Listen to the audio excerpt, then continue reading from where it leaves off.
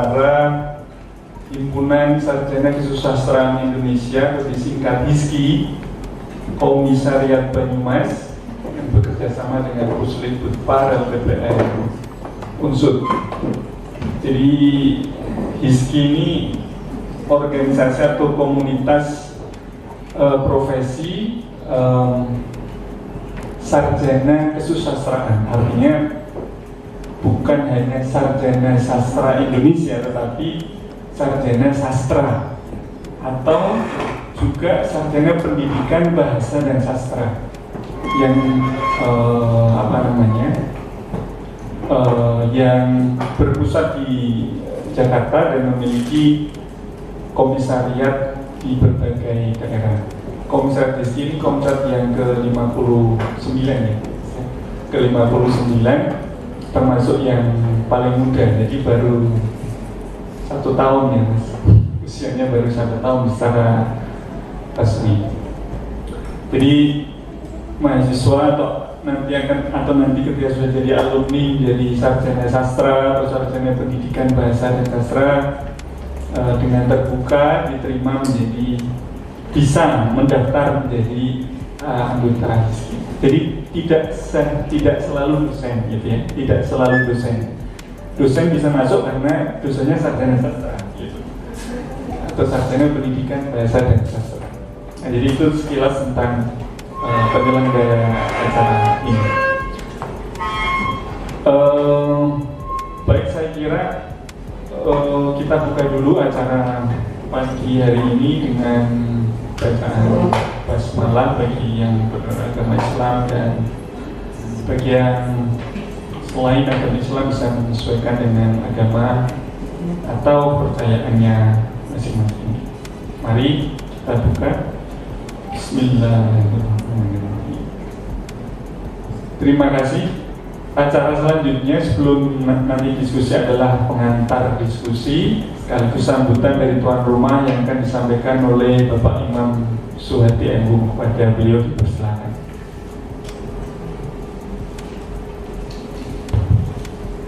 Assalamualaikum warahmatullahi wabarakatuh. Salam sejahtera bagi kita semua. Saya hormati selaku Ketua HISKI Banyumas.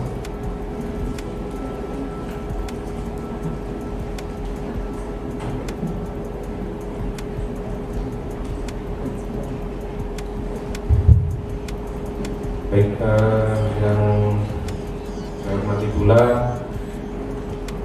Dr. Rianton dari Universitas Muhammadiyah Purwokerto, kemudian Mas Ahmad Sutoyo, kantor saya di IAIN, kemudian bapak-bapak dan ibu semua yang hadir, demikian juga dengan teman-teman mahasiswa. Saya tidak tahu, tadi cuma tahu murid mahasiswa saya dari Stasiun, tapi saya yakin dari luar itu banyak sekali. Terima kasih atas kehadiran Anda semua hari ini di Lembaga Penelitian dan Pengabdian Masyarakat Universitas Jenderal Sudirman. Saya mewakili Ibu Ketua Lembaga bisa hadir, mengucapkan terima kasih atas kehadiran saudara semua. Jadi tadi yang disampaikan oleh Pak Taufik bahwa saya kebetulan mendapat amanah untuk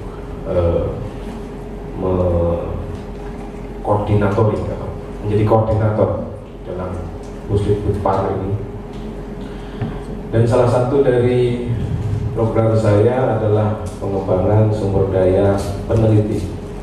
Ya, jadi ada 4 program. Saya itu satu, aktif berperan dalam pengembangan budaya daerah. Kemudian yang kedua, pengembangan SDM peneliti. Kemudian yang ketiga adalah pengembangan penelitian itu sendiri tentang budaya daerah dan pariwisata. Yang keempat adalah pemetaan atau pengembangan kepariwisataan di Banyumas.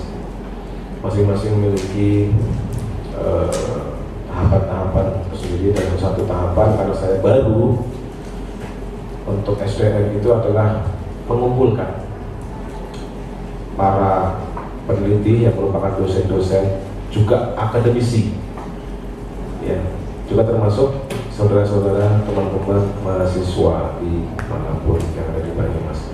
Karena ini adalah bagian dari kepentingan Pusdikbud agar ada semacam fokus dalam pengkajian terhadap budaya-budaya dan kepariwisataan yang ada di Banyumas. Depan mungkin tetap akan kita adakan kerjasama dengan ISKI yang sudah kami laksanakan adalah kerjasama dengan ISKI, kemudian dengan MIB, tidak untuk kemungkinan besok adalah dengan Dinpora, karena untuk kaitannya sama kegiatan budaya, daerah budaya di Banyumas dan pariwisata ada 4 hal. Satu, bidang institusi pendidikan, baik itu yang ada di UMP, STT Telkom, STAI, maupun unsur sendiri, kalau unsur diwakili oleh Fakultas Ilmu Budaya, maupun dengan institusi-institusi di luar institusi formal pendidikan, semacam ISKI. Samping itu ada institusi pemerintah yang diwakili oleh Dinpora dan bawahannya seperti DKKP. Kemudian ada komunitas-komunitas yang ada di luar itu seperti komunitas seni dan komunitas pariwisata kalau untuk pariwisata. Itu menjadi satu wilayah yang harus kami kembangkan. Oleh karena itu salah satunya adalah dalam hari ini, sehingga kami mengucapkan terima kasih sekali atas kedatangan saudara-saudara sekalian. Harapannya ke depan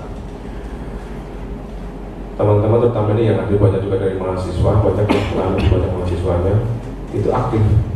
Jadi penelitian Anda itu coba dilakukan dalam koridor itu ke penelitian yang bersifat lokal. Tapi itu hanya harapan saya ya.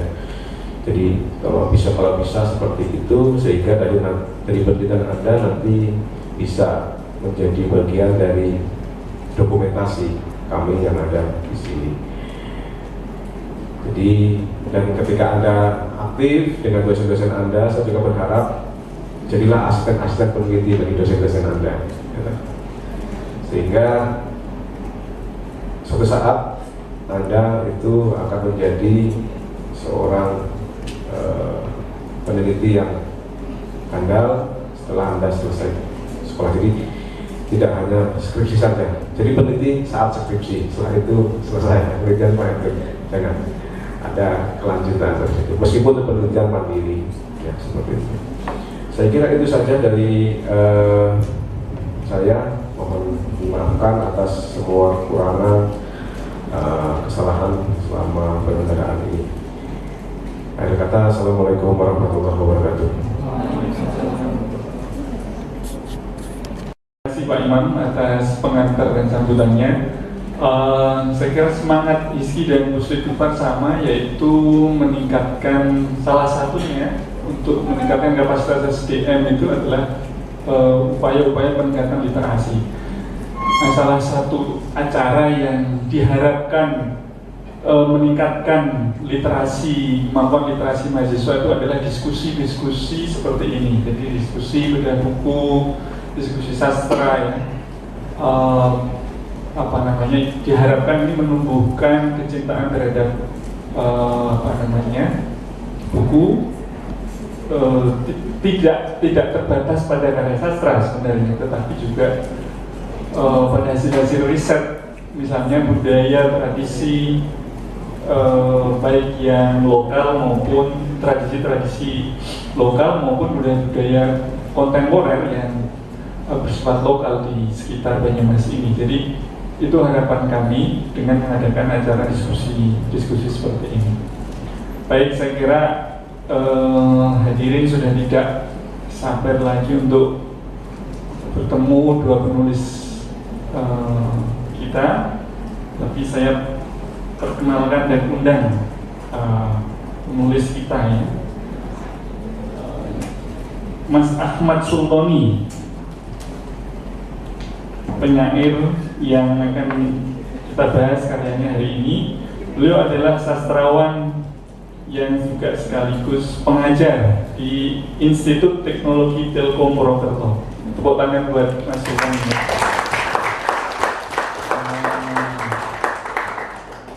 S1 jurusan Pendidikan Bahasa dan Sastra Indonesia UMP, dan juga S2 ya Mas, S2 di Pendidikan Bahasa Indonesia Universitas 11 Maret Surakarta. Dan saya kira karyanya sangat banyak sekali tertulis di berbagai media, dan buku ini merupakan salah satu karya beliau. Saya undang Mas Sultoni, monggo hadir bersama kami. Tepuk tangan buat Mas Sultoni.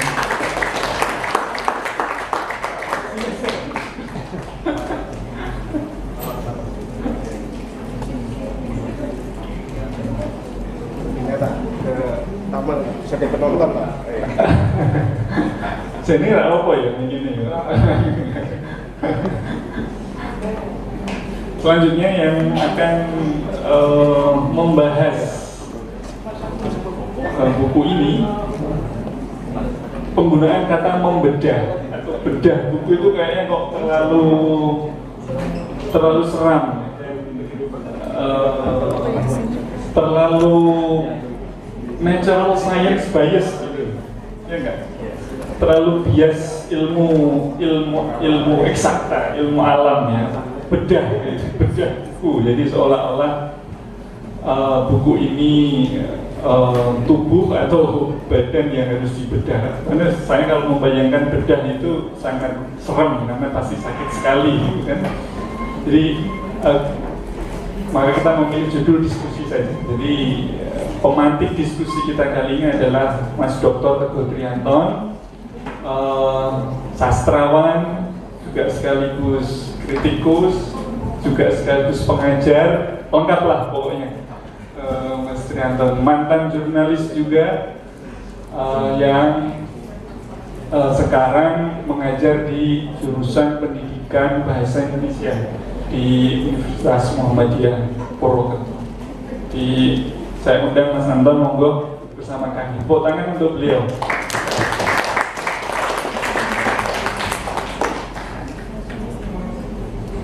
Silakan Mas. Ingin menyampaikan pesan-pesan kepada anak, gitu, pada barangkali putrinya Mas Anton atau rencananya putri-putri selanjutnya, putra-putra selanjutnya, atau anak-anak kecil lainnya, tentang banyak hal, terutama tentang kecintaan terhadap alam, lingkungan, dan tradisi ya. Mungkin kurang lebih itu. Jadi saya untuk memperkenalkan saja ya, saya akan baca salah satu contohnya ya, salah satu contohnya.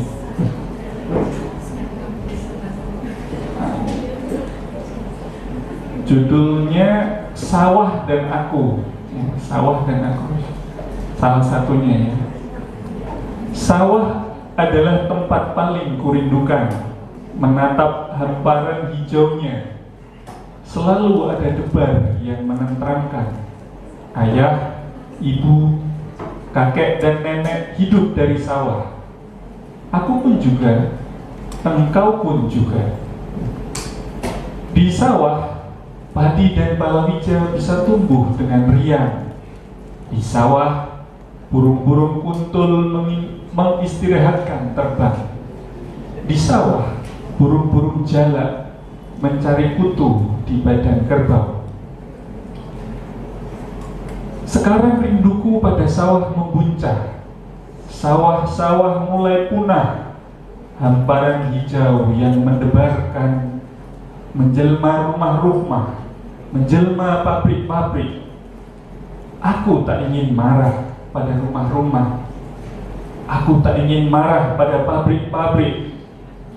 Aku hanya ingin berdoa, semoga Tuhan membawaku ke hamparan hijau sawah-sawah, dibelai oleh lembut anginnya, meski cuma di mimpiku. Jadi meski cuma di mimpiku. Tepuk tangan buat saya. Menyusuri jalanan kampung yang lengang, ada banyak pohon pisang. Pohon pisang yang mungil-mungil berbaris memenuhi halaman-halaman rumah.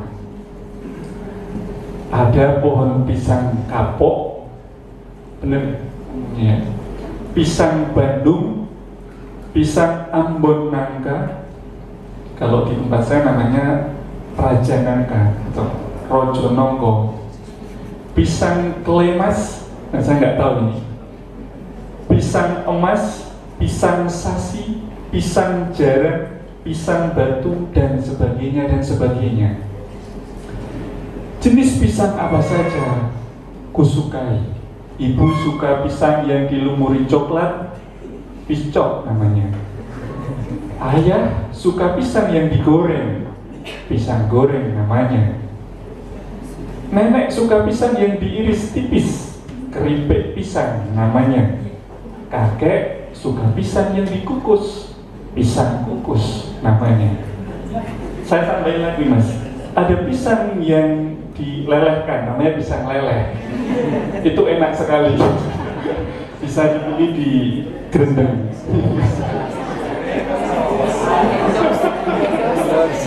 Iya kan? Iya kan? Cabangnya ada di SMA 2, depan SMA 2. Penggemar pisang juga. Kelak aku ingin jadi profesor pisang, menganak-pinakkan pohon pisang, kuajak orang-orang menanam pisang. Di halaman rumah ada pohon pisang, di pekarangan ada pohon pisang, di sawah ada pohon pisang, di mana-mana ada pohon pisang. Hasil panen bisa diniagakan atau dimakan bareng keluarga dan teman-teman. Ku ingin semua orang suka pisang, pisang yang mengenyangkan, pisang yang menyehatkan. Terima kasih pisang.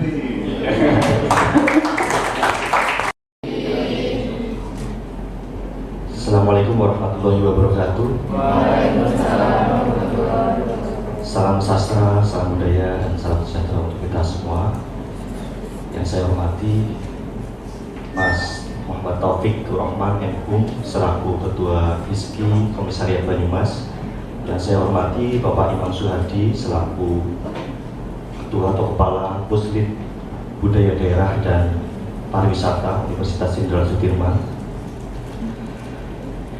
Bapak Dr. Teguh Trianton selaku pembedah atau pembicara dalam kegiatan bedah buku atau forum pagi ini. Beliau adalah guru menulis saya, dosen saya ketika S1, guru yang murah ilmu, sehingga saya bisa menulis buku puisi Dongeng Pohon Pisang ini. Tepuk tangan untuk Pak Anton, Mas Anton.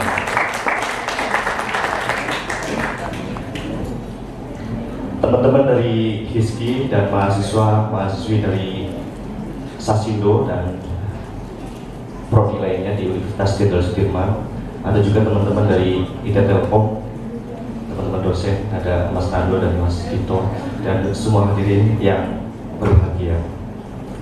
Oke, saya diminta untuk bercerita ya di kegiatan yang bagi saya ini spesial sekali, karena sebelumnya saya tidak membayangkan bahwa saya hanya menulis apa yang ingin saya tulis dan kemudian saya terbitkan tanpa membayangkan bahwa puisi ini akan dibaca oleh banyak pembaca. Lebih-lebih bisa diapresiasi seperti kegiatan yang kita ikuti pada pagi hari ini. Terima kasih teman-teman HISKI dan terima kasih Unsur Purwokerto. Nah, saya akan berbicara sedikit tentang proses kreatif dari Dongeng Pohon Pisang ini. Ini merupakan buku puisi anak yang pertama kali saya tulis, dan kalau berbicara tentang proses kreatifnya, sesuatu yang tidak terbayangkan dan tidak terduga sebelumnya, karena awalnya saya hanya ingin ini ibaratnya kalau orang Jawa bilang itu nadar ya Mas ya. Besok kalau saya punya anak, punya putri, punya putra, saya ingin memberikan hadiah kepada anak saya, dan hadiah itu berupa buku. Entah bukunya itu dalam bentuk apa, dongeng ataupun puisi. Ternyata betul bahwa saya punya seorang putri, sekarang umurnya 8 bulan, lagi lucu-lucunya ya, kayak saudara-saudari yang ada di depan ini lah, lucu-lucu karena senyumnya ini ya, senyumnya mempesona. Nah, dari situ kemudian saya punya utang untuk menerbitkan buku gitu ya. Kemudian saya berpikir-pikir kira-kira karya apa yang bisa saya tulis untuk memenuhi janji saya sebelumnya, dan saya mulai untuk melakukan penulisan. Kira-kira apa yang akan saya tulis, apakah dongeng ataukah puisi, dengan pengetahuan saya yang terbatas. Dan kemudian saya memilih untuk menulis puisi ya. Satu puisi awal yang saya tulis itu judulnya Ibuku Berwajah Rembulan, dan satu lagi ada Sawah dan Aku. Dua puisi itu pernah dimuat di rubrik Bunderong Kulon, salah satu rubrik sastra di Koran Radar Banyumas. Kemudian dari dua puisi itu menular sampai dengan 15 puisi. 15 puisi terkumpul. Saya beranggapan bahwa saya tidak bisa lagi meneruskan untuk menulis puisi-puisi yang lain, jadi sudah mentok istilahnya. Tapi kemudian dari penerbit mengabarkan bahwa jika hanya 15 puisi, kemungkinan kami tidak bisa menjilid dengan selain staples ya. Jadi kalau kurang halamannya itu dari penerbit hanya bisa menjilid dengan staples. Nah, kemudian saya diminta untuk menambah lagi puisi yang ada di buku Dongeng Pohon Pisang ini. Tambah lagi sampai dengan mentok itu ada 25 puisi. Sehabis itu tidak bisa lagi. Memang jatahnya hanya 25 puisi mungkin ya. Dan kemudian sudah dicukupkan oleh penerbit, ditambah lagi dengan ada ilustrasinya di situ ya. Ilustrasi dari seorang kawan. Nah, itu berkaitan dengan proses kreatif sampai dengan jadi ada 25 puisi. Nah, untuk pemilihan judul juga saya bingung. Setelah naskah terkumpul, saya bingung untuk menuliskan judul. Ini mau diberi judul apa gitu. Tapi saya mengarang-arang. Tugas penulis kan itu ya salah satunya mengarang ya, kira-kira mengira-ngira. Saya mengira-ngira bahwa buku puisi ini lebih tepatnya adalah dongengan seorang ayah kepada seorang anaknya, ya, dongeng-dongeng tentang hal-hal yang di sekitar si anak itu. Dan hal-hal yang di sekitar anak itu bisa berupa lingkungan, alam, adat dan tradisi, kemudian lingkungan sosial dan keluarga. Nah, itu hal-hal yang ingin saya dongengkan. Oleh karena itu puisi-puisi yang saya tulis kebanyakan bertema tentang alam ya, tentang lingkungan. Ada pohon pisang, ada buah ciplukan, ada pohon kelengkeng, buah kelengkeng, ada mendoan, ada telur asin. Hal-hal yang berkaitan dengan lingkungan si anak saya sendiri. Nah, dari itu maka saya mengambil judul Dongeng Pohon Pisang yang saya maksudkan sebagai puisi. Puisi ini sebetulnya adalah dongeng, tapi dongeng yang saya puisikan. Semuanya adalah dongeng. Yang namanya dongeng kadang-kadang sesuatu yang tidak ada, tapi saya adakan. Dan itu yang barangkali terjadi dengan anak-anak kita saat ini, yang sebagian besar keseharian anak-anak kita itu tidak lepas dari kehidupan maya yang kita sebut dengan dunia digital.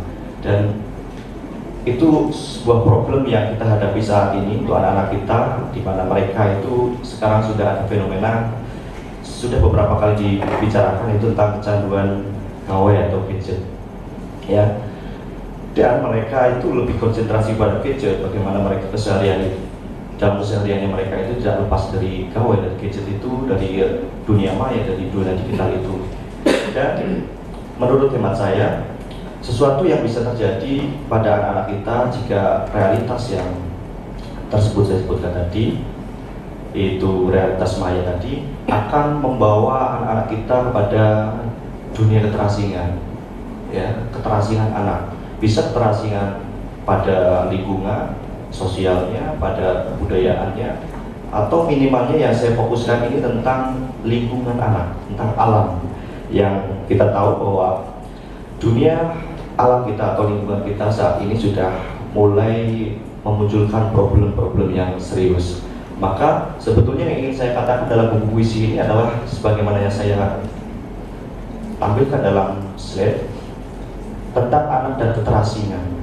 Ya, ini sebetulnya misi saya kepada anak dalam buku puisi ini untuk anak saya sendiri khususnya, agar anak-anak saya nantinya tidak asing dengan minimalnya kehidupan yang ada di sekitar mereka ini, dengan sawah, dengan pohon pisang, dengan pekarangan, dengan telur asin, mendoan, dan lain-lain. Nah, anak-anak sekarang mungkin tidak dekat ya dengan kehidupan yang bagi generasi saya 90-an ke belakang mungkin mengalami ya, dekat mungkin dengan sawah, setiap hari bermain di sawah, atau yang anak pesisir lebih dekat dengan dunia nelayan, dunia laut, atau dengan dunia desa.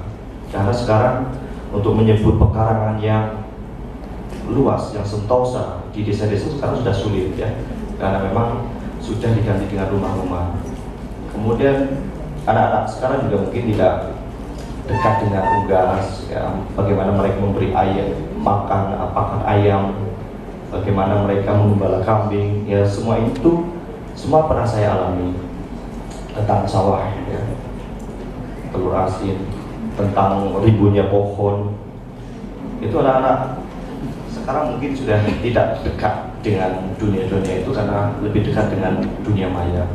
Nah, apa lantas dampak yang serius yang bisa dihadapi oleh seorang anak yang mengalami keterasingan dalam tanda petik tadi? Ini yang kita hadapi saat ini. 10 problem besar lingkungan di Indonesia yang saya ambil dari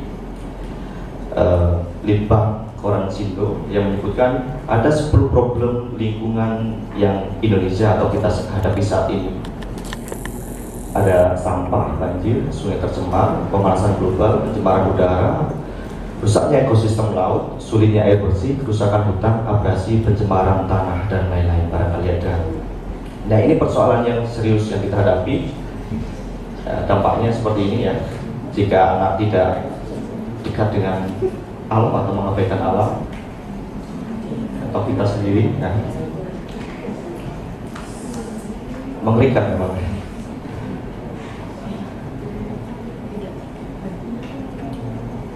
Nah, ya kemudian inilah yang saya pikirkan tentang gerakan sastra hijau atau bagaimana kita bisa mengangkat kearifan yang ada dalam karya sastra untuk kita gunakan atau sebagai media untuk mengedukasi generasi kita dalam hal kepedulian mereka kepada lingkungan.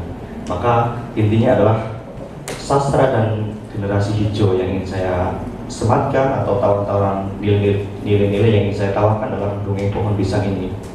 Ya, generasi-generasi inilah, maka tadi di buku puisi dongeng pohon pisang ini ada pohon kelengkeng, pohon pisang. Ini betulnya harapan kepada anak-anak kita di masa mendatang. Nah, mengenai sastra hijau ini terdapat banyak istilah ya. Ada ekokritisme, sastra imani, sastra hijau, kemudian literasi hijau, dan yang paling dekat dengan kita ini yang paling saya sukai dari istilahnya Pak Ahmad Tohari, yaitu tentang sastra imani, yang menyebut sastra hijau atau sastra yang berwawasan lingkungan tadi dengan istilah sastra imani, yang oleh Ahmad Tohari dikatakan bahwa sastra imani itu sastra yang mampu meningkatkan kesadaran hidup bergantung kepada alam, yaitu bumi dan seisinya. Nah, ini adalah nilai tawar yang ingin saya ajukan di dongeng pohon pisang ini, yang kalau oleh Ahmad Dhohari diistilahkan dengan sastra imani atau sastra hijau. Demikian yang bisa saya sampaikan pendek dan bisa ditambahkan nanti lebih lengkapnya oleh kritikus kita Mas Anton. Terima kasih Pak Moderator. Selamat pagi. Assalamualaikum warahmatullahi wabarakatuh.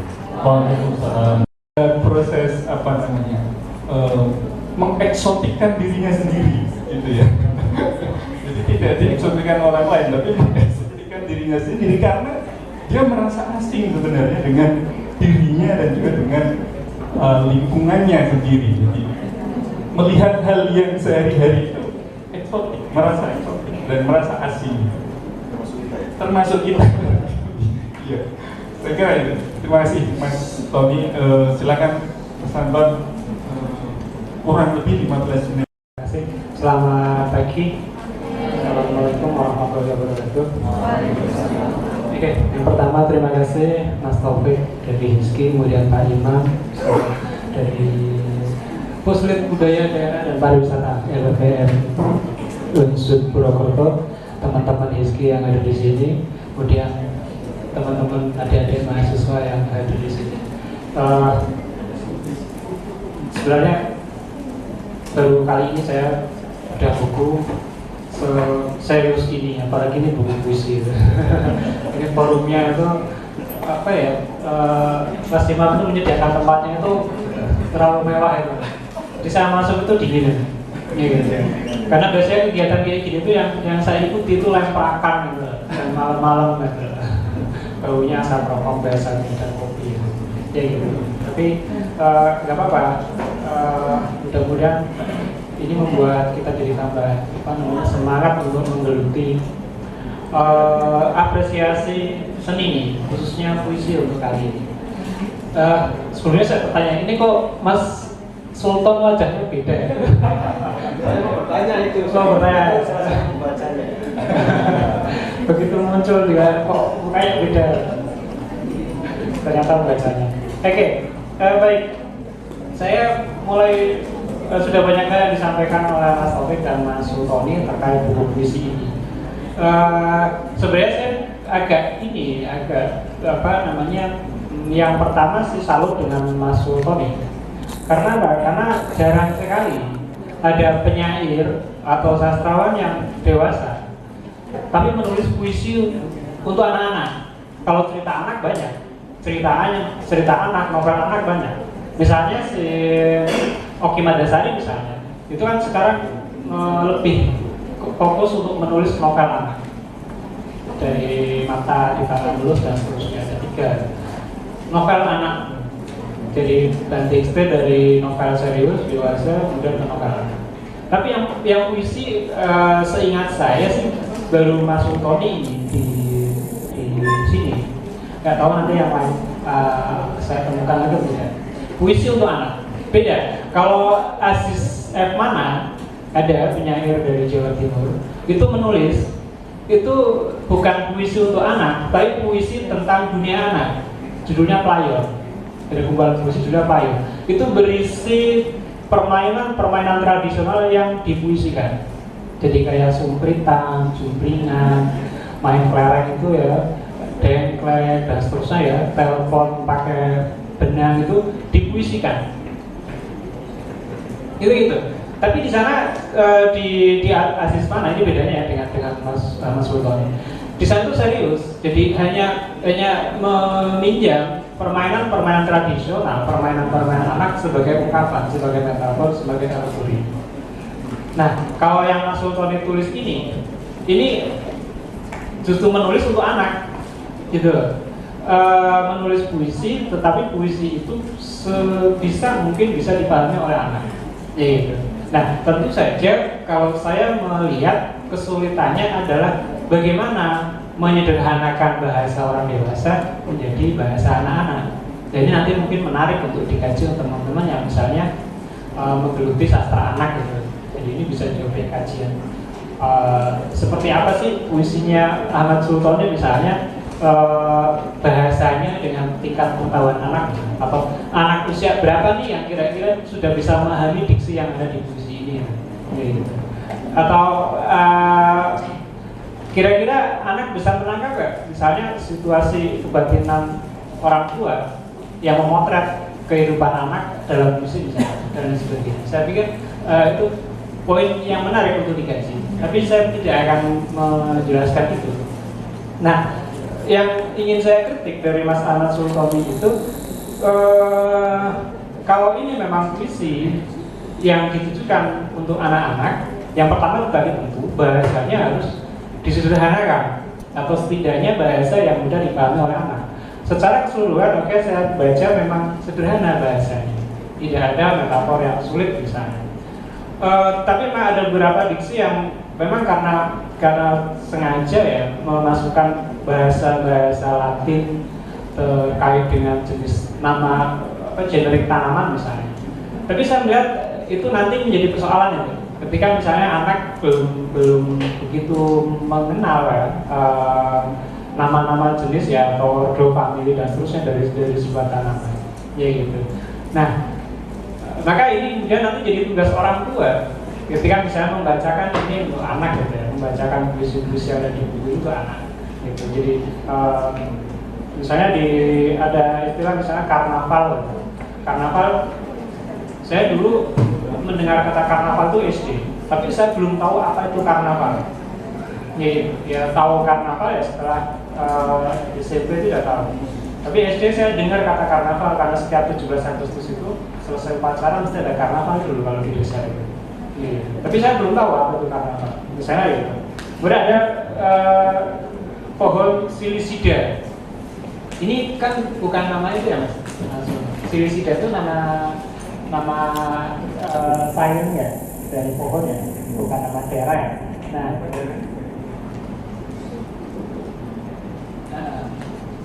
silisida tetap. Iya, itu salah satu contoh lagi ya misalnya. Kemudian ada palawija. Palawija itu familiar anak-anak, tapi mereka belum tahu konsep palawija misalnya. Beda misalnya dan jagung misalnya, ya gitu. Meskipun palawija itu mewakili banyak, bisa jagung, bisa ubi dan seterusnya gitu. Itu salah satu persoalan di buku puisi ini. Misalnya di buah ciplukan itu ada Physalis Angulat Goldenberry ciplukan. Nah, ini memang digeret sih nama-namanya. Tapi kemudian kalau tidak diberi penjelasan bahwa ini adalah nama alias, maka anak-anak itu akan cukup kebingungan mendengar misalnya selat Goldenberry itu apa, itu ternyata ciplukan loh. Kalau ciplukan itu kalau kemarin saya coba lihat di Pinterest itu ternyata namanya itu apa, lampion fruit itu, jadi buah lampion gitu. Karena bentuknya seperti lampion. Itu. Jadi kalau di sini kita lihat ciplukan, ya, ternyata namanya itu, jadi buah lampion karena bentuknya seperti lampion dan warna-warni seperti lampion ketika apa namanya matang. Nah, itu kemudian yang kedua selain persoalan diksi tadi ya, karena saya sendiri merasa kesulitan ya, meskipun tadi awal saya mengatakan banyak penulis sastrawan yang dewasa yang menulis sastra anak seperti cerita anak ya, novel anak, kemudian ini ada puisi anak. Tapi saya sendiri pernah mencoba menulis cerita anak kesulitan. Kesulitannya itu tadi, bagaimana saya menyederhanakan bahasa itu agar bisa dipahami oleh anak. Pada beberapa cerita anak, ini juga menarik untuk dikaji teman-teman. Itu seringkali penulis-penulis dewasa itu terlalu memaksakan logika mereka dalam cerita-cerita anak. Nah, ada beberapa juga dalam puisinya Mas Ahmad Sultoni ini juga seperti itu. Jadi karena memang itu menurut saya cukup sulit gitu, menulis puisi untuk anak. Gitu. Beda kalau puisi yang ditulis oleh anak itu kan beda. Itu gitu. Ada beberapa misalnya hal-hal yang itu hanya dipahami oleh orang dewasa. Menjelma mimpi misalnya, ini anak-anak kan nggak ngerti. Gitu. Nah, itu yang perlu bagi orang tua, kakak atau ibu atau bapak ketika misalnya membacakan puisi untuk anak-anaknya itu perlu menjelaskan, jadi perlu ada penjelasan. Tapi sebagai karya sastra, sebagai puisi, karena ini puisi untuk anak, kalau yang membaca orang tua seperti kita ya orang-orang dewasa, maka tidak ada kesulitan sama sekali, karena salah satu ciri puisi anak itu mesti dihafal. Saya merasakan, tadi Mas Sumari kan sudah cerita, hanya mentok sampai 25 puisi. Itu artinya kecurigaan saya tentang sulitnya menulis puisi anak itu terbukti gitu. Beda dengan cerita anak ya, cerita anak. Karena apa? Karena kita mengenal sekali dari Bayu Mas ya, itu banyak sekali menulis cerita anak gitu, yang kemudian bukunya banyak dan termasuk sukses gitu. Itu ya gitu. Nah, tapi ini justru jadi menarik. Teman-teman mungkin bisa bereksperimentasi menulis puisi untuk anak gitu. Ya gitu. Puisi yang isinya bisa dipahami oleh anak-anak, tetapi tetap ada unsur estetika di dalam puisi tadi gitu. Ada cerita di kumpulan puisi, ada cerita, ada model bercerita, ada model misalnya membuat pernyataan dan lain-lain, cukup lengkap saya pikir.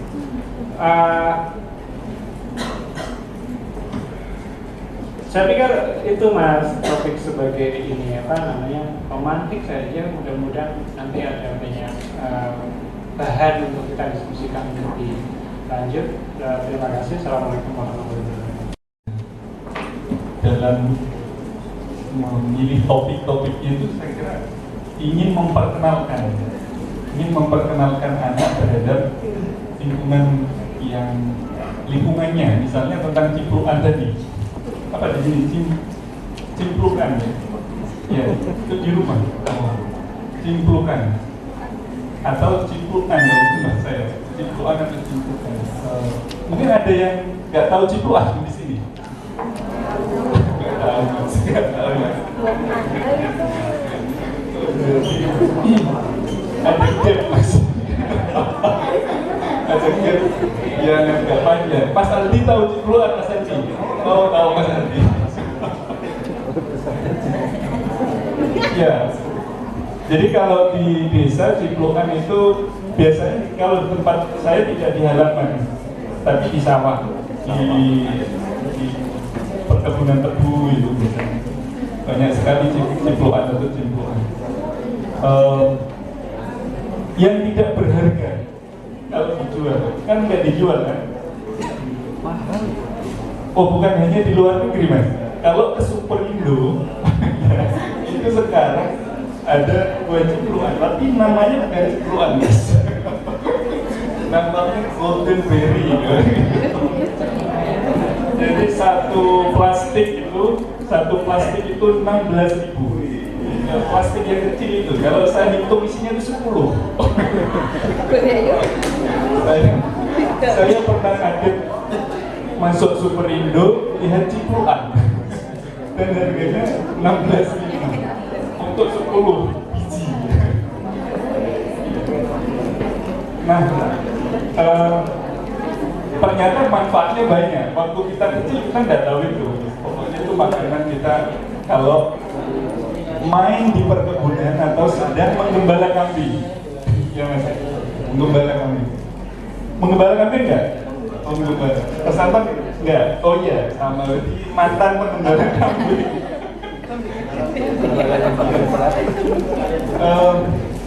Jadi kalau saya pribadi membaca puisi-puisinya Mas Agus juga semacam itu, ada rasa riang, ada rasa gembira kembali pada masa kanak-kanak. Jadi makanya ini bukan puisi untuk anak saja, ini puisi untuk orang tua ketika membacanya.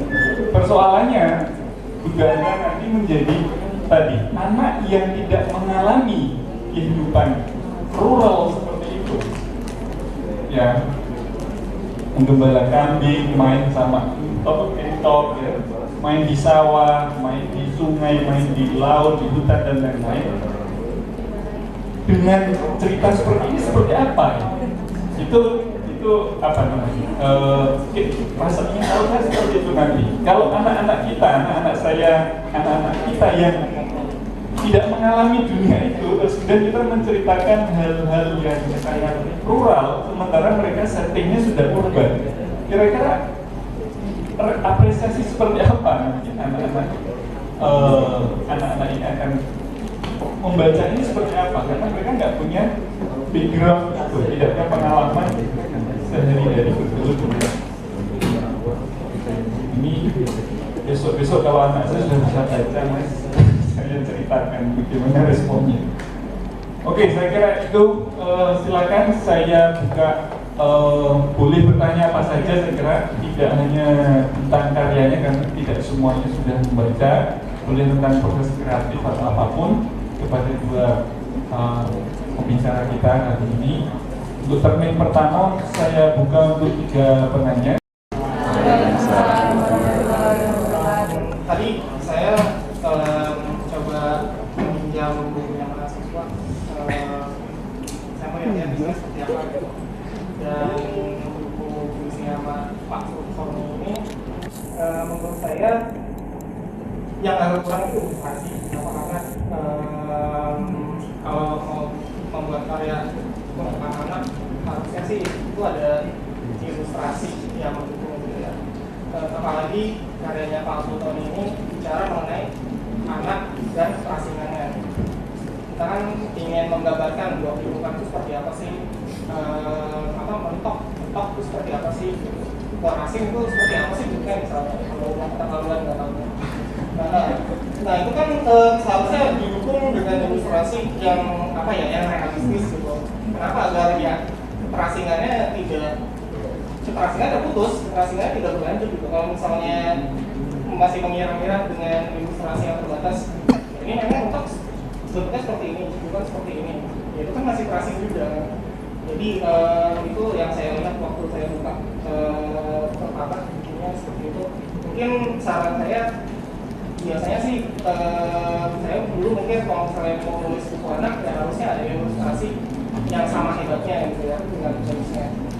Saya dulu ingat baca buku serial Nodi dari Annie Dulton sama Warga Hutan dari Antonio Bocelli. Itu saya masih ingat banget waktu kecil ilustrasinya seperti apa, saking bagusnya.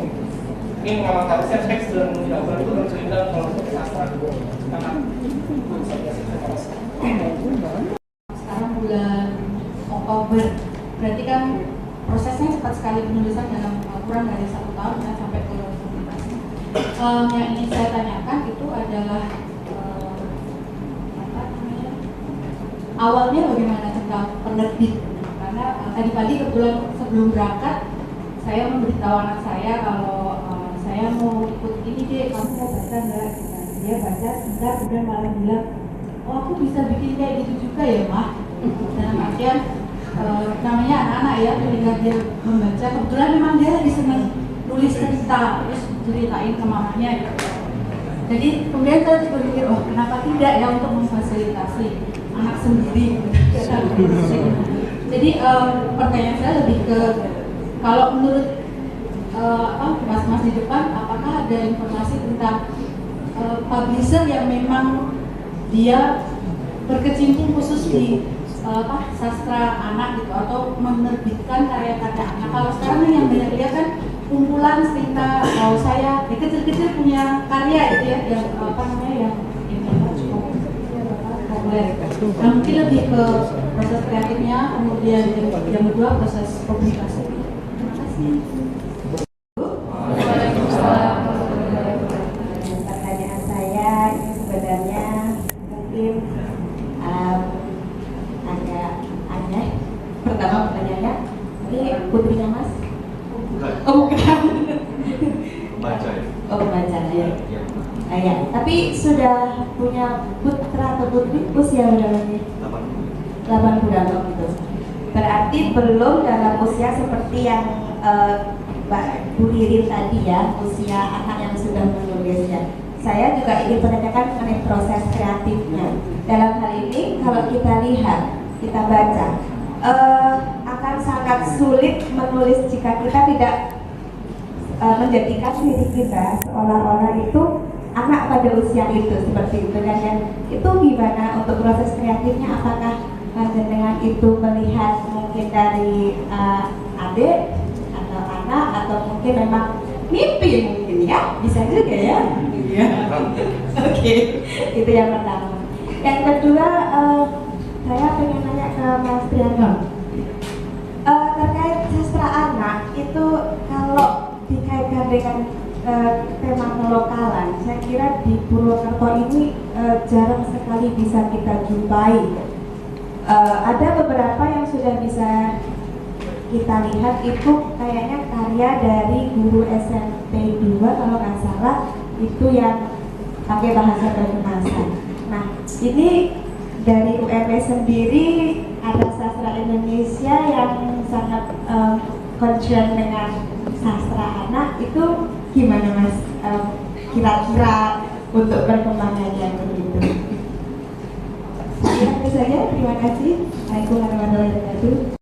Oke, tadi ada masukan ya, lebih tepatnya tentang ilustrasi, pentingnya ilustrasi dalam sebuah buku anak ya. Memang betul bahwa kalau buku anak tanpa ilustrasi itu beratnya nasi goreng tanpa petai mungkin ya, tanpa kerupuk. Intinya adalah sebagai pelengkap ya, yang melengkapi teks yang ada dalam buku anak itu. Memang betul, saya juga meyakini itu. Oleh karena itu ada ilustrasi yang sederhana. Ini dulu karya dari mahasiswa saya dulu ya, salah satu mahasiswa saya, dan itu memang masih dalam tahap belajar menggambar ya, dan saya paksa waktu itu untuk menggambar, menerjemahkan teks puisi yang saya tulis ke dalam bentuk gambar-gambar, dan itu hasilnya. Tapi memang mengingat proses yang tidak lama tadi, yang cukup singkat, saya mempersiapkan ini kurang lebih 3 bulan ya, 3 bulan. Ini mencoba untuk memberi stimulus atau mungkin pemantik bagi anak. Kalau kita membicarakan tentang ilustrasi, bagaimana tidak mencukupinya ilustrasi yang ada buku-buku puisi ini, anak-anak akan melanjutkan rasa keinginan tahunya itu melalui media-media yang lain yang bisa dikembangkan. Ya, minimalnya bertanya kepada ibunya, "Ibu, wajib lukan itu apa?" Ya. Otomatis dia akan tahu bertanya itu, kemudian akan mencari mungkin di sekeliling rumah kita ada atau tidak, atau bisa kita temukan di mana yang bisa kita petik secara langsung buahnya. Nah, bayangan saya seperti itu ya. Jadi saya tidak terlalu konsen pada ilustrasinya. Memang di samping itu memang ilustrasi itu penting sekali. Begitu kurang lebih, Pak. Kemudian yang kedua tadi pertanyaan dari Mbak Ririn dan Linda berkaitan ya tentang proses kreatif. Betul, memang Pak Putrianto tadi mengatakan bahwa menulis puisi anak itu sulit. Tidak hanya puisi anak ya, sastra anak pada umumnya itu sulit. Lebih-lebih puisi anak ini saya mengalami kesulitan. Saya sebelum menuliskan puisi anak ini harus mengandai-andai dulu, kemudian melakukan riset juga. Perlu membaca beberapa referensi yang berkaitan dengan puisi anak. Puisi anak itu seperti apa sebelumnya? Ya, buku-buku puisi, buku-buku tentang teori tentang puisi, buku-buku tentang anak itu saya pahami dulu. Kemudian sampai dengan saya menyimpulkan bahwa yang paling pertama dibutuhkan oleh anak-anak dalam hal puisi ini adalah bahasanya sederhana, ya. Bahasa sederhana ini yang pertama kali saya pahami dulu. Sekalipun memang ada beberapa istilah yang barangkali menurut beberapa pembaca masih belum sederhana, tapi menurut saya sederhana. Kemudian hal yang kedua yang saya pahami dari anak itu, anak yang menonjol adalah kepolosannya, keluguannya. Anak-anak tidak akan kesulitan untuk mengatakan kepada anak mentok atau kepada mentok misalnya, atau kepada anak ayam, segeralah besar, aku akan menyayangimu. Bagaimana seorang anak itu bisa menyayangi mentok ya? Tapi dengan bahasa mereka kan begitu ya, dengan keluguan mereka akan menyayangi, tapi bukan ya mentoknya dipeluk atau ayamnya dipeluk ya, tapi dengan bahasa mereka pahami bahwa menyayangi anak itu dengan memberi makan setiap hari ya, memberi minum setiap hari dan lain sebagainya. Itu yang saya pikir dua hal penting dalam elemen di sastra anak khususnya puisi, yaitu bahasa yang sederhana dan kepolosan dilihat dari tinjauan psikologinya. Lalu berkaitan dengan penerbitan, saya kira sekarang banyak sekali penerbit-penerbit yang menawarkan untuk bisa mempublikasikan karya-karya kita, baik itu puisi, buku teori, cerpen maupun novel. Nah, khususnya untuk penerbit yang betul-betul fokus ke sastra anak ya, saya pernah baca satu informasi namanya penerbit Gorga atau ya di Jogja. Itu penerbit milik orang tua dari penulis cilik dari Jogja, namanya Abinaya Gina Jamela kalau nggak salah. Abinaya Gina Jamela yang itu anak usia berapa? Kelas 4 SD, tapi sudah mempunyai beberapa karya. Ada buku puisi, ada buku cerpen, yang terbaru itu tentang buku yang menggambarkan tentang kecintaannya kepada buku ya. Dan orang tuanya itu tadi sebagaimana saya sebutkan punya atau mencoba untuk merintis penerbitan yang fokus di bidang literasi anak ya. Memang bukunya bagus-bagus, ilustrasinya ya matang, kemudian apa ya, dari segi penulis-penulisnya juga banyak ya, penulis-penulisnya memang fokus ke bacaan anak. Oke. Jadi saya coba ini, yang pertama tentang ilustrasi ya. Memang pada sebagian besar buku cerita anak memang dibuat dengan ilustrasi yang berwarna kuno ya, atau color, karena akan menarik minat anak terhadap buku itu. Biasanya anak itu kan senang dengan yang berwarna gitu. Nah, tapi kalau saya melihat di buku ini, buku puisi ini, mungkin lain kali bisa dibuat berwarna. Tapi kalau dalam konteks buku puisi ini, ilustrasi yang ada kalau menurut saya ya itu justru tepat. Karena apa? Karena yang muncul adalah gambar-gambar garis ya, sketsa itu, jadi justru memperkuat bahwa ini adalah buku sastra yang serius gitu. Beda dengan cerita anak, meskipun cerita anak itu ya serius gitu. Bahkan tadi kalau kemudian imajinasi, sastra anak itu ya di beberapa misalnya yang cerita fantasi itu kan malah sangat tidak masuk akal, misalnya tentang Putri Duyung dan seterusnya gitu.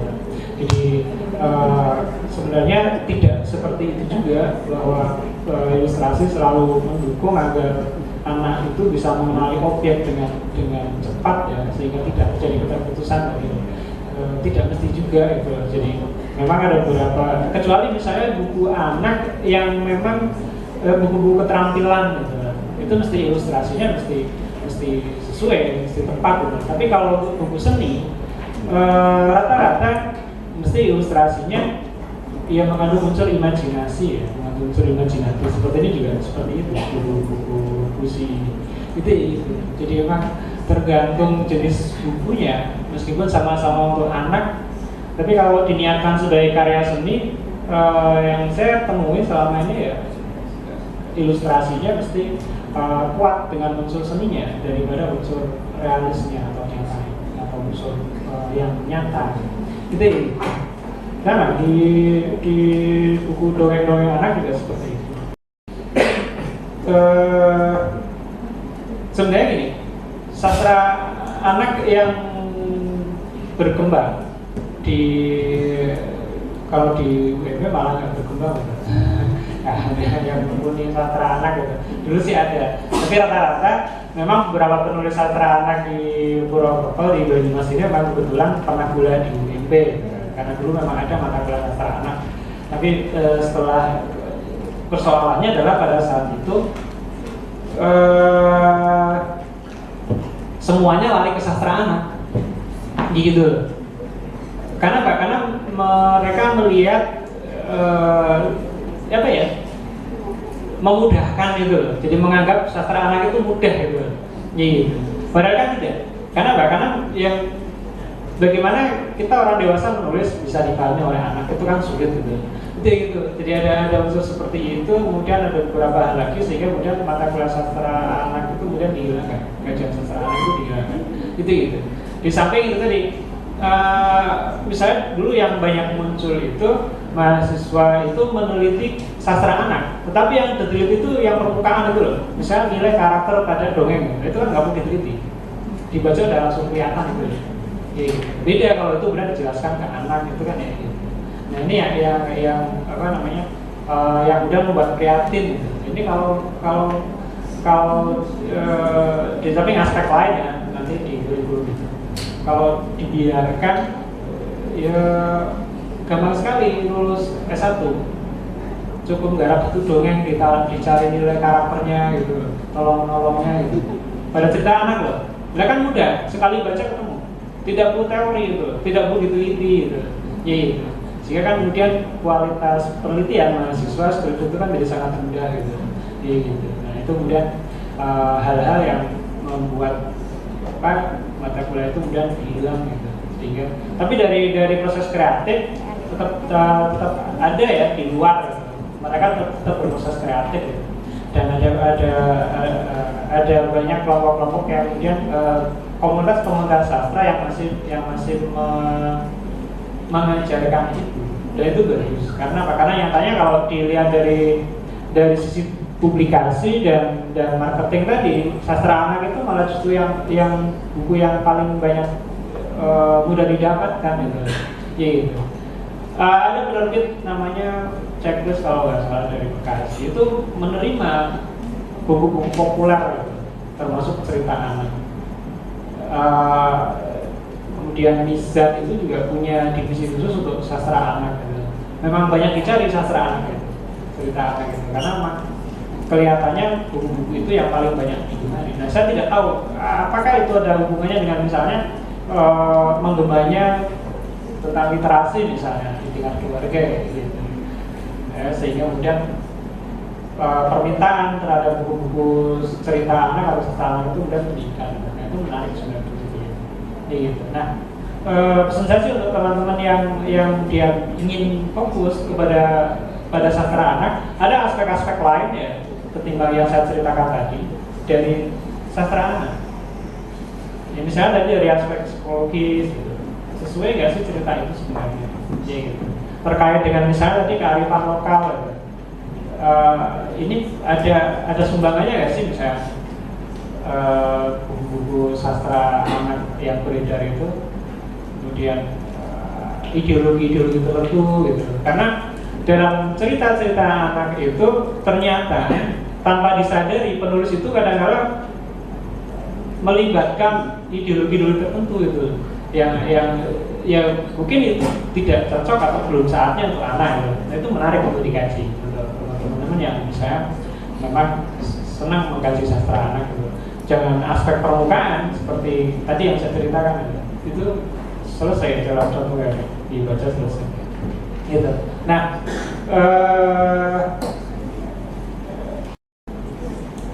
ada sastra anak, kemudian ada sastra yang ditulis oleh anak-anak ya, kemudian ada sastra yang ditulis oleh orang tua untuk anak gitu.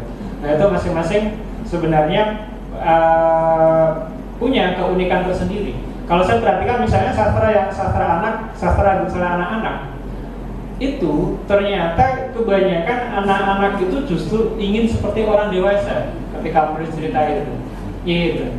Makanya anak-anak SD, anak-anak SMP itu ketika diminta nulis cerpen misalnya, itu malah mereka tidak menuliskan dunianya. gitu. Tapi justru menuliskan apa namanya angan-angan dia kalau jadi orang tua, mungkin referensi ya tontonan YouTube mungkin yang menyebabkan itu. Jadi menarik untuk dia gitu. Ya, gitu. Bisa seperti itu. Gitu. Bahkan ketika mereka diminta untuk menulis dunia sendiri itu tidak bisa, gitu. Atau karena malu atau apa, gitu.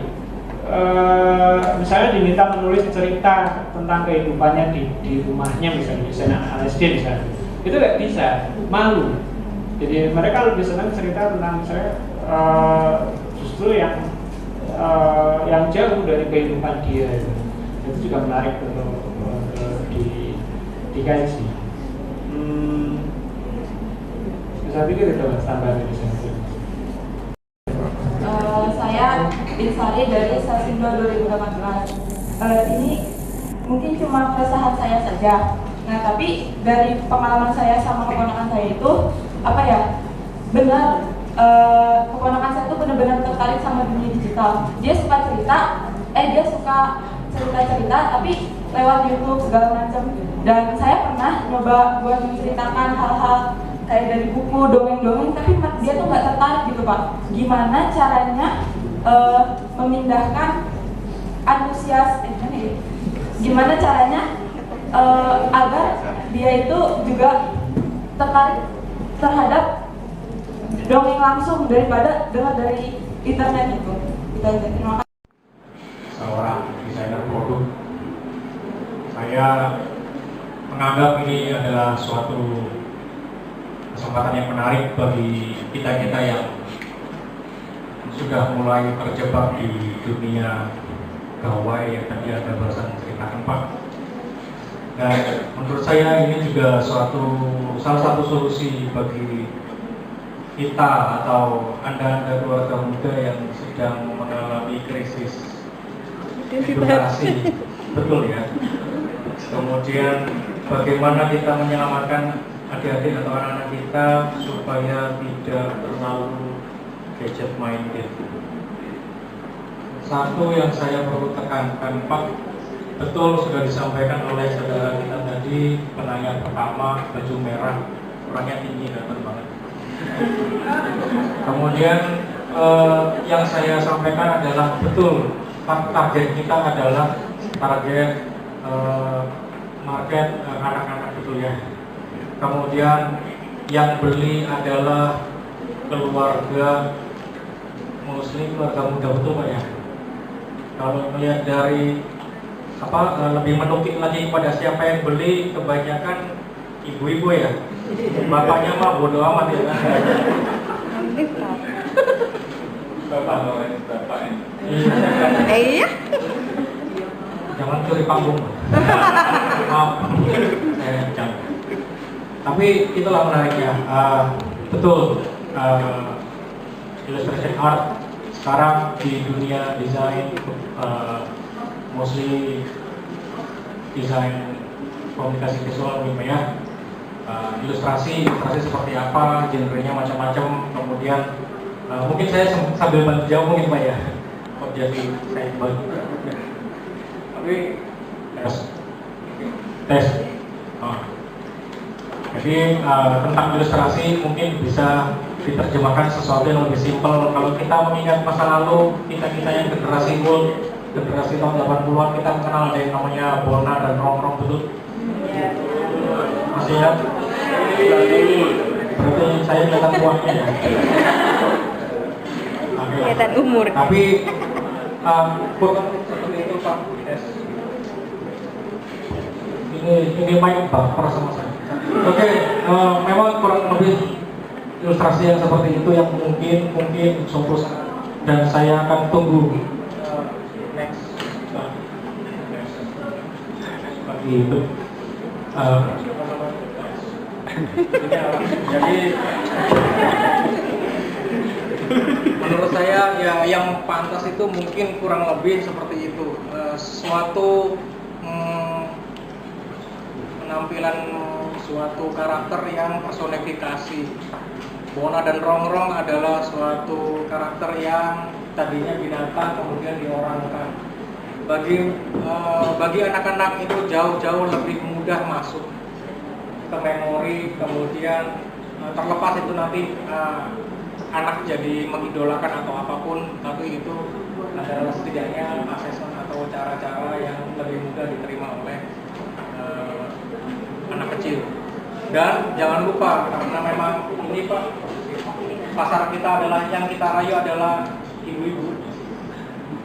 Itu mungkin ada pendapat nggak Pak? Misalkan bagaimana? Karena kan kalau kita di dunia desain, kita tahu betul siapa yang kita sasar. User bisa berarti pekerja, tapi yang kita sasar kemungkinan PT tersebut atau instansi tersebut. Mungkin ada saran Pak bagaimana supaya mungkin bisa tepat sasaran. Terima kasih. Saya Mas Tony dan sekaligus di sini saya seorang ibu, ya. Saya punya anak yang dia suka menulis. Dulu ketika SD dia pernah ikut ini KPCI, Kompetisi Penulis Indonesia, dan masuk sebagai salah satu penulis terpilih. Dalam menulis, dalam proses menulis kami sering berdiskusi. Jadi si anak saya ini sering mengamati teman-temannya. Dalam interaksi sosial itu dia seringkali mengajak dia bercerita tentang temannya. Suatu ketika di kelasnya ada program menulis antologi puisi, dia sedang mengamati seorang teman yang menurut dia itu agak kurang beruntung dibandingkan yang lain, karena kebetulan ketika tiba saatnya ada suatu acara sekolah gitu ya, acara sekolah harus keluar kota dan dia harus membayar sejumlah uang gitu ya. Dia mengatakan kepada gurunya bahwa orang tuanya tidak mengizinkan. Kemudian gurunya mempertanyakan kenapa tidak diizinkan, sepertinya terusnya. Si anak ini awalnya tidak mengakui, tapi kemudian pada akhirnya terungkaplah bahwa alasannya sebetulnya adalah tidak ada biaya. Artinya ada sisi dalam dunia anak, tidak hanya sisi terang saja, akan tetapi banyak sisi lain dari kehidupan anak yang mungkin selama ini kurang terangkat ke permukaan. Artinya kalau dulu saya sempat bekerja di penerbit, ada naskah masuk, naskah anak, dan itu sangat realistis menurut saya. Ceritanya adalah tentang seorang anak anak dari seorang juragan tempe, menjual tempe, bukan juragan apapun itu. Kalau menjual tempe ya seperti itu nih. Akan tetapi kemudian diputuskan untuk tidak diterima karena dianggap tidak marketable. Kalau sekarang kita pasti di tengah teknologi informasi yang secanggih ini, anak-anak pasti kehidupannya ya yang gadget, yang hal-hal yang populer yang tertanam dalam diri anak, termasuk kehidupan yang dianggap terang lah untuk penerbit itu. Yang marketable itu adalah buku anak yang merupakan sisi terang kehidupan anak-anak. Kita cenderung menutup mata bahwa ada sisi-sisi lain dalam kehidupan anak yang itu tidak terungkap. Ketika anak saya diminta untuk menulis antologi puisi di sekolah, dia mencoba menulis tentang si anak ini yang tidak bisa membayar sejumlah uang untuk biaya semacam studi banding, itulah. Tapi waktu itu SD, dia menuliskan puisi tentang itu, tentang dengan cara dia gitu ya, tapi tidak diizinkan oleh gurunya, kritisi oleh gurunya, sebaiknya tema yang lain. Akhirnya dia mengganti puisinya gitu, meskipun dengan yang namanya anak-anak ya, kenapa sih saya kan cuma ingin berekspresi. Kemudian saya tidak bisa menjelaskan dengan baik mengapa itu tidak boleh. Kemudian ketika dia mengikuti ajang itu KPCI itu, dia ingin menulis tentang seorang teman. Dia orang kaya ya. Tapi dia bercerita bahwa dia punya 2 ibu. Dia punya 2 ibu. Kebetulan anak saya sekolah di sekolah Islam ketika itu.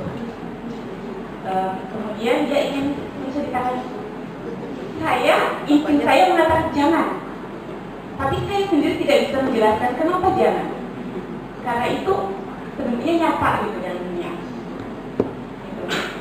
Yang ingin saya tanyakan adalah, menurut pendapat Anda berdua, bagaimana caranya agar mungkin anak juga perlu dipancing empatinya bahwa ada sisi-sisi kehidupan anak yang mungkin kurang beruntung dibandingkan yang lain gitu, untuk memicu empati mereka terhadap kehidupan seperti ini. Jadi bukan hanya sisi yang terang saja, tidak hanya bahagia saja yang dirasakan anak, tapi ada sisi yang kalau dari aspek itu ya, misalnya agar tidak kecanduan, ya satunya cara ya harus dipotong gitu. Tidak kepermukaan memang ya gitu, nangis memang gitu, ya gitu, ya mau nggak mau lari ke disobek ya nggak apa-apa, karena memang anak kecil kan menyobek. Itu anak saya yang 18, yang 17 bulan itu gitu, dia nyobek buku, tapi ya saya biarkan, karena itu buku turunan dari kakaknya gitu, ya gitu. Nah kalau yang kakaknya ini yang dulu suka dengan buku KKPK, tapi setelah masuk SMP ketemu teman-teman sukanya Risa Saraswati yang hantu itu, ya lengkap punya koleksinya, dan ya tapi saya janji harus baca selesai. Nah yang terakhir kemarin dia mau beli buku yang KKN Desa Penari, jangan. Iya, karena dia ingin melanjutkan cerita hantu itu. Risa Saraswati kan cerita hantu. Nah KKN Penari itu ada bukunya yang tentang hantu juga, tapi jangan, itu bukan untuk anak-anak. Akhirnya nggak jadi beli. Dia beli Risa Saraswati yang baru lagi, yang kantor yang isinya puisi ternyata. Kayak gitu. Tapi dia nggak tulis, karena dulu seperti itu dianggap tidak marketable, karena apa? Ceritanya tidak sesuatu yang apa namanya, yang wah dan seterusnya gitu. Nah itu bisa masuk kalau saya pikir sastra anak yang serius, karena kan sastra itu kan sebenarnya bisa diklasifikasikan. Di sastra yang dewasa saja itu kan ada literar, ada populer gitu kan. Nah saya pikir sastra anak juga sudah saatnya dibedakan seperti itu, sehingga cerita-cerita yang memang di situ real itu ya tetap punya tempatnya gitu. Ya iya. Saya melihat penulis-penulisan dia sudah mulai melakukan itu. Kayak tadi yang saya ceritakan di depan, Oki Madasari, kemudian ada Nimuk itu nulis cerita tentang lengking burung kasuar, Mas Aldo Anando. Kalau menurut saya sarannya buat kerjasama saja dengan dinas. Paling gampang ya gitu. Yang dilakukan penerbit kayak Yudhistira dan seterusnya kan ya gitu. Agar punya masuk ke sebuah daerah kan melakukan kerjasama itu. Ini gitu. Biasanya yang paling mudah seperti itu. Sudah jelas di situ hitam putihnya. Saya pikir itu. Yang pertama tentang mengalihkan perhatian anak yang tadinya sangat fokus pada dunia gadget. Ini juga PR pertama saya sebagai ayah muda ini. Sedang saya pelajari juga bagaimana nanti supaya anak saya sendiri khususnya tidak menjadi korban, ya saya anggap seperti itu, tidak menjadi candu kepada gawai. Nah ini sedang saya upayakan betul dengan istri saya, dan kita kerjasama bagaimana anak kita tidak terlalu dekat dengan gawai, ya. Tidak terlalu dekat dengan gawai. Nah, saya pernah membaca satu berita yang menggelitik ya tentang satu kebijakan di Jawa Barat kalau nggak salah, yang satu rumah dikasih ada program satu rumah dikasih ayam gitu ya, induk ayam, yang misinya itu adalah nanti diberikan untuk anak-anak supaya anak-anak tidak terlena dengan gawai dan mereka akan sibuk dengan hewan peliharaan seperti misalnya tadi ayam. Ya, kalau kita pikir-pikir ya masuk akal juga ya. Anak-anak mungkin menyukai ayam, yang awalnya mungkin tidak suka, kalau dikasih anak ayam mungkin agak tertarik. Oh, anak-anak ini kok apalagi ayam itu berwarna-warni. Atau misalnya diberi yang lain lagi, nanti ada program pemberian apa ya, kucing mungkin ya, atau hewan ternak lainnya. Yang intinya adalah kita, menurut hemat saya, memberi pengalihan kepada anak kita, bisa itu melalui hewan peliharaan atau mungkin lewat permainan-permainan tradisional ya. Di desa saya anak-anak tidak terlalu dekat dengan gawai, malah anak-anak di waktu sore sepulang mereka mengaji, mereka lebih senang bermain di lapangan. Kebetulan rumah saya lapangan halamannya masih luas, mereka suka bermain di situ, ada petak umpet, ada yang kombak sodor, lempar-lemparan apa, dan sesekali mereka saya ajak untuk untuk berkenalan dengan buku, karena beberapa koleksi saya di sana yang bisa dimanfaatkan oleh anak-anak. Saya kira seperti itu ya, kita memberi pengalihan yang kira-kira cukup jitu ya, entah itu apa bentuknya. Kemudian terkait dengan apa tadi, sisi gelap ya, saya nggak tahu banyak sisi gelapnya atau tidak di buku kumpulan puisi anak Pohon Pisang ini ya, tapi setidaknya saya beranggapan ada sisi gelap yang coba saya hadirkan untuk pembelajaran, karena ada dua hal yang akan kita temukan apabila kita membaca karya sastra. Yang pertama itu kesenangan ya, kita tahu itu anak-anak suka dengan dunia hal-hal yang menyenangkan, dunia permainan, termasuk bagaimana karya sastra itu menyenangkan bagi anak.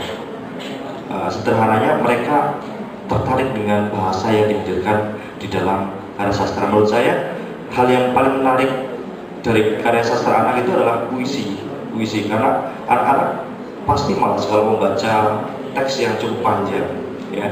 Anak-anak mungkin akan lebih suka lebih memilih teks-teks yang tidak terlalu panjang, salah satunya adalah puisi ya. Kemudian hal kedua yang akan kita dapatkan apabila kita membaca karya sastra adalah pengetahuan. Nah, barangkali ini misi gelap saya untuk buku puisi ini, khususnya untuk saya ini, bagaimana mereka tersadarkan, teredukasi ya, bahwa di sekitar mereka itu ada sawah yang harus mereka jaga sebagai sumber pangan, kemudian ada pohonan yang perlu mereka jaga kerimbunannya agar kehidupan terus berlangsung, mereka bisa menghirup oksigen dari itu. Dan inspirasi beliau salah satu dosen di desain komunikasi visual sama Mas Dito beberapa waktu lalu juga menawarkan untuk nulis lagi tentang buku anak yang beliau itu siap untuk mengilustrasikan dengan apa kebutuhan yang akan nantinya dibutuhkan di naskah berikutnya.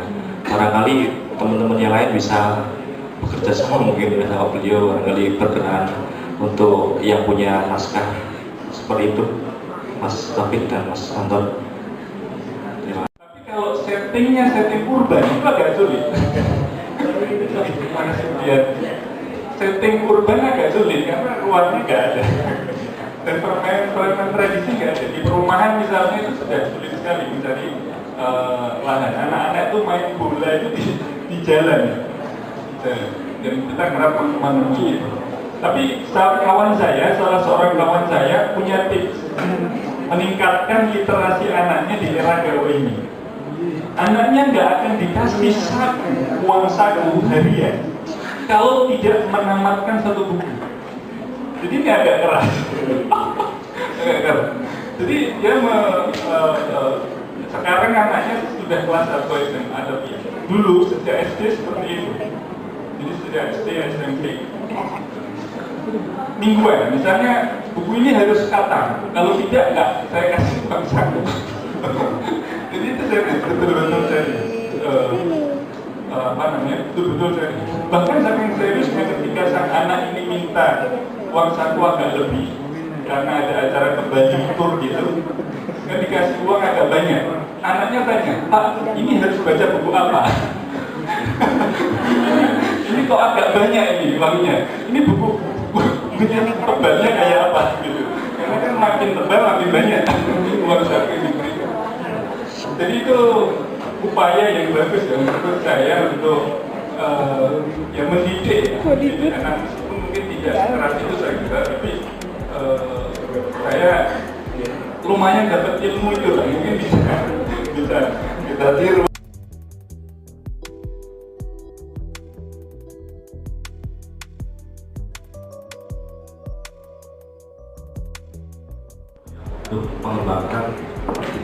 ekspresi sastra kita, nah itu apapun bentuknya.